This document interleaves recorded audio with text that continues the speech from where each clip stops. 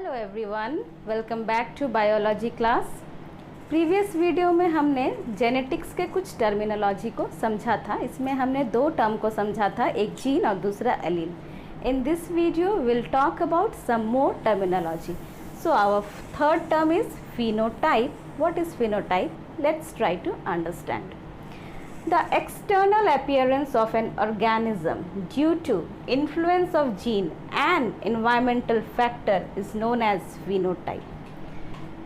तो ये क्या होता है, जब हम किसी इंडिविजुअल को देखते हैं बाहर से तो वो कैसा दिखता है। सपोज़ कोई भी इंडिविजुअल की मैं बात करती हूँ, वो टॉल भी हो सकता है, वो शॉर्ट भी हो सकता है, उसका स्किन कलर फेयर भी हो सकता है या डार्क भी हो सकता है, उसका आई कलर ब्लैक, ब्राउन और ब्लू कुछ भी हो सकता है। तो बाहर से जो एक्सटर्नल अपीयरेंस किसी ऑर्गेनिज्म का दिखता है उसको हम क्या कहेंगे, फिनोटाइप। तो ये फिनोटाइप बाहर से जो हमें अपीयरेंस दिख रहा है वो किसके कारण होता है, it is due to influence of gene, किसी जीन के प्रभाव के कारण। सपोज मेरे अंदर अगर फेयर स्किन कलर को कंट्रोल करने वाला जीन है तो मेरा स्किन कलर कैसा होगा, फेयर। अगर डार्क स्किन कलर वाला जीन है तो मैं हो जाऊंगी डार्क। पर ये जो एक्सटर्नल अपीयरेंस है टोटली जीन के इन्फ्लुएंस के कारण ही नहीं होता है, इसमें कुछ रोल एनवायरमेंटल फैक्टर का भी होता है। सपोज मैं फेयर हूँ क्योंकि मेरे अंदर जीन कैसा है, फेयर कलर का, पर मैं अगर दिन भर धूप में काम करती रहूं तो मेरा स्किन का कलर डार्क हो सकता है ना। तो यहाँ पे जो मेरा फिनोटाइप है या फिजिकल अपीयरेंस है वो डार्क हो रहा है due to environmental factor, due to sunlight, जबकि जीन कैसा है, फेयर कलर का, फिर भी मैं डार्क हूँ ड्यू टू एनवायरमेंटल फैक्टर। तो यहाँ हम देख रहे हैं कि phenotype is not only due to influence of gene, there is some role of environmental factor also. Okay, अब चलिए नेक्स्ट टर्म की ओर आते हैं। नेक्स्ट टर्म है जीनोटाइप। तो अब ये जीनोटाइप क्या है इसको हम लोग देखते हैं। The genetic constitution of an individual responsible for phenotype. अभी हमने बात किया कि किसी भी ऑर्गेनिज्म का जो फिनोटाइप है वो उसके अंदर जो जीन है उसके एक्सप्रेशन के कारण दिखता है, पर वो जीन किस तरह का उसमें जीन का कॉम्बिनेशन होता है ये डिसाइड करता है कि उसका फिनोटाइप कैसा होगा। सपोज यहाँ पर देखिए फिनोटाइप कैसा है, ये फर्स्ट वाला भी टॉल है, सेकंड वाला भी टॉल दिख रहा है, पर जीनोटाइप देखिए ये वाले टॉल के लिए जो जीनोटाइप है मतलब एलील का जो कॉम्बिनेशन है वो क्या है, कैपिटल टी कैपिटल टी। दूसरे केस में हम देख रहे हैं फिनोटाइप सेम है, टॉल है, बट उसके लिए जीनोटाइप कैसा है, कैपिटल टी स्मॉल टी। यहाँ एलील का कॉम्बिनेशन दूसरा हो गया। तो हर फिनोटाइप के लिए कुछ जीन का मेकअप होता है, कुछ एलील का कॉम्बिनेशन होता है जिसको हम लोग कहेंगे जीनोटाइप। यहाँ पर फिनोटाइप है ड्वार्फ यानी शॉर्ट, और उसके लिए जो जीन का कॉम्बिनेशन है वो क्या है, स्मॉल टी स्मॉल टी। तो जीन के मेकअप को ही हम क्या कहते हैं, जीनोटाइप, और वो डिसाइड करता है कि फिनोटाइप कैसा होगा। तो ये हो गया आपका जीनोटाइप। नेक्स्ट दो टर्म और है, एक है होमोजाइगस और दूसरा है हेट्रोजाइगस। सो इन दोनों में डिफरेंस हम लोग समझेंगे। ये दोनों दो तरह का ये जीनोटाइप ही है, ठीक है। यहाँ पे देखिए मैंने कुछ होमोलोगस क्रोमोसोम्स बनाए हैं, ये मैंने लास्ट वीडियो में आपको समझाया था होमोलोगस क्रोमोसोम। तो फर्स्ट वन वाले को आप देखिए, इसमें क्या है, इस होमोलोगस क्रोमोसोम में दोनों अलील सेम है, कैपिटल टी कैपिटल टी।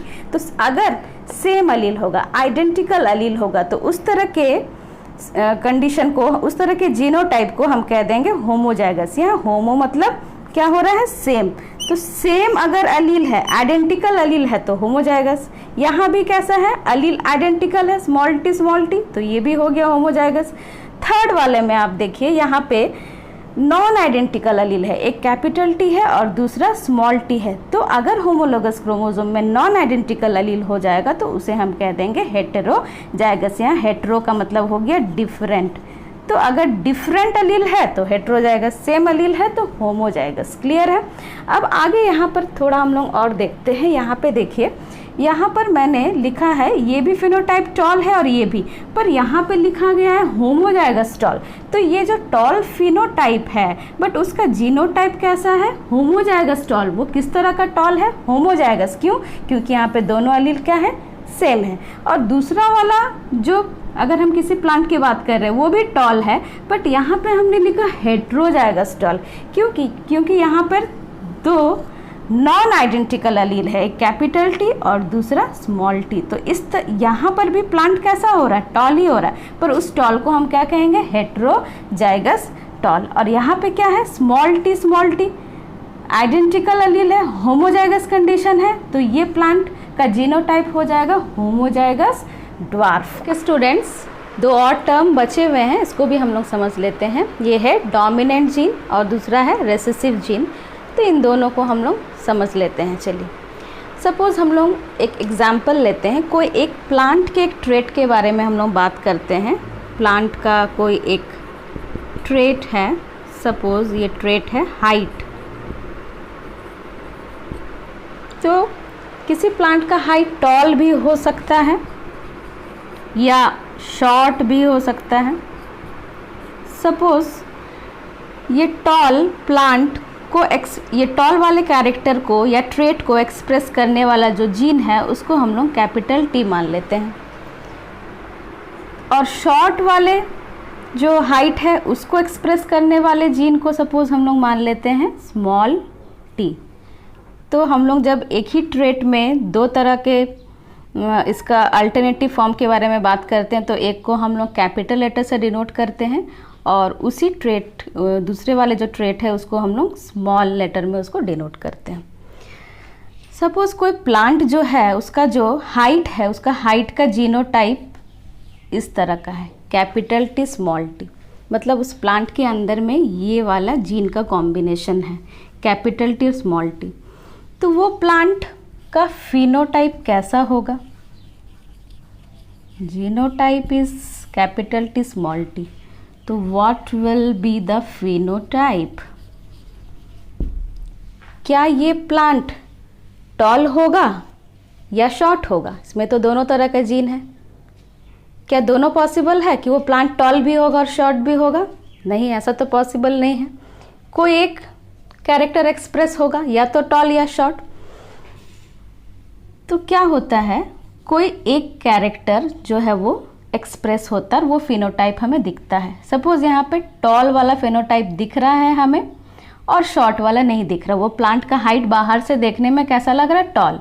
इसका मतलब है कि इन दोनों में से कैपिटल टी वाला जीन जो है वो एक्सप्रेस कर रहा है, इसीलिए वो प्लांट कैसा दिख रहा है, टॉल।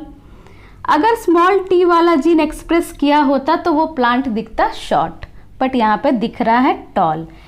इसका मतलब है ये जो जीनोटाइप है इसमें से ये जो कैपिटल टी है ये डोमिनेंट जीन है और स्मॉल टी जो है वो रेसेसिव जीन है। डोमिनेंट मतलब प्रभावी, चूंकि ये प्रभावी जीन है इसीलिए उसका प्रभाव दिख रहा है, और स्मॉल टी रेसेसिव है, अप्रभावी है, तो उसका प्रभाव यहाँ नहीं दिख रहा है।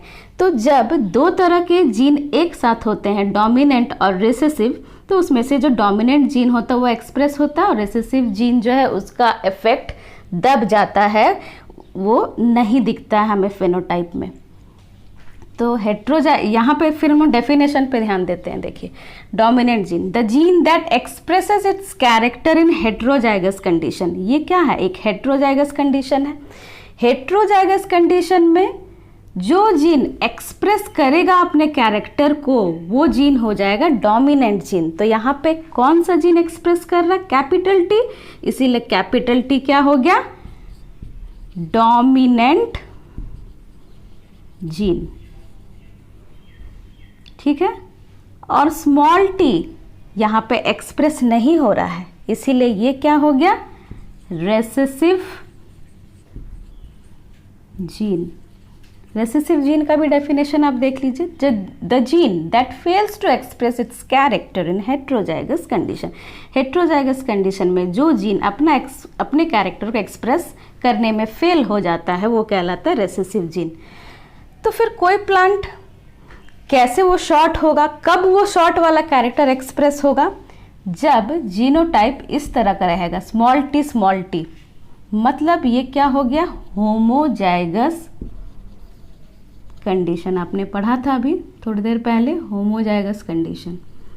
तो अगर होमोजाइगस कंडीशन है या जेनोटाइप जो है होमोजाइगस है स्मॉल टी, तब वो प्लांट का फेनोटाइप कैसा होगा? शॉर्ट। फेनोटाइप कैसा हो जाएगा? शॉर्ट। इसका मतलब है शॉर्ट वाला जो कैरेक्टर है वो हमेशा होमोजाइगस कंडीशन जब होगा तभी वो एक्सप्रेस होगा, यानी कि recessive gene always express its character in homozygous condition, not in heterozygous condition. तो आपको ये डोमिनेंट और रेसेसिव जीन का कॉन्सेप्ट आई होप समझ में आ गया होगा। Thank you, that's all for this video.